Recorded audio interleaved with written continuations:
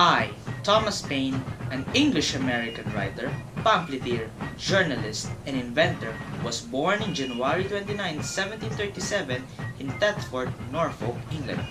I am the son of Joseph Paine, a Quaker, and Frances Nee Cock, an Anglican. At a young age, I received little formal education, but learned how to read, write, and perform arithmetic. At age 13, I began working as a staymaker with my father in Thetford.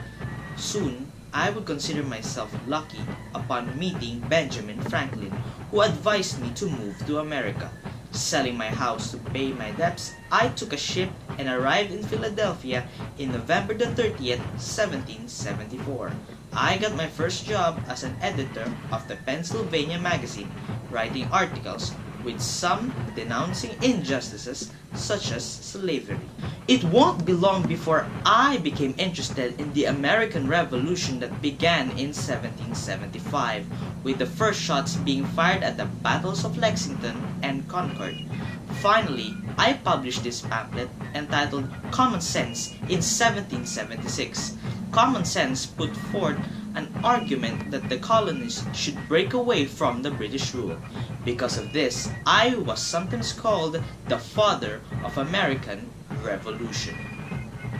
During the ensuing wars, I served as a volunteer personal assistant to General Nathanael Greene, traveling with the Continental Army. Even though I was not a natural soldier, I was able to contribute something to the Patriots by inspiring the troops by reading the 16 Crisis papers between 1776 to 1783. When the Revolutionary War ended, I went back to Europe and became involved in the French Revolution, becoming passionate after reading Edmund Burke's 1790 attack to it. I later wrote The Rights of Man in 1791 in support of the French Revolution. Aside from this, I also supported various efforts to save the life of the deposed King Louis XVI instead of favoring his banishment. This eventually led to me to prison when radicals under Robespierre took power. While I was in prison, I wrote the first part of The Age of Reason, criticizing institutionalized religion for perceived corruption and political ambition, while challenging the validity of the Bible. Sadly, upon my return to the United States in 1802 or 1803, my influence and reputation had been mostly forgotten. I eventually succumbed to oblivion on June 8, 1809 at 59 Grove Street in Greenwich Village, New York, at the age of 72. These are the times that try men's souls.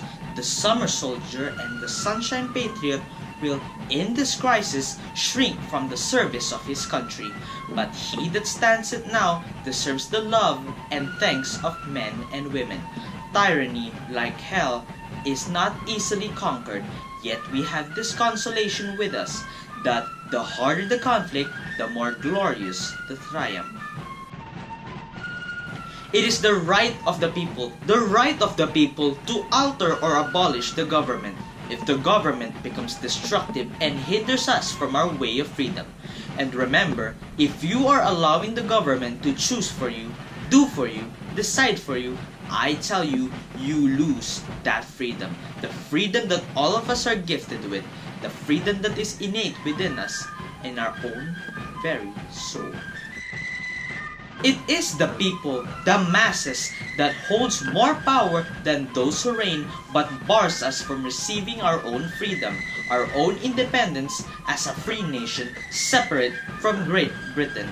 All of what has been said must be instilled in this giant, the giant that remained passive, relaxed, and asleep for a long, long time. It is high time for this giant to wake up, to combat the stigma, and to claim what belongs to it.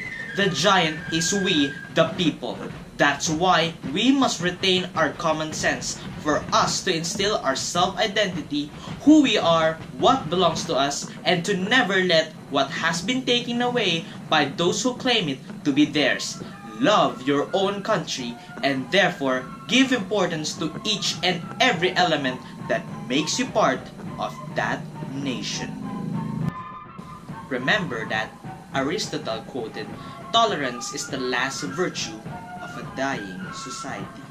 May we all learn from the past to avoid the same mistakes to occur once again and to make this freedom that we have possible from our descendants who have fought for it.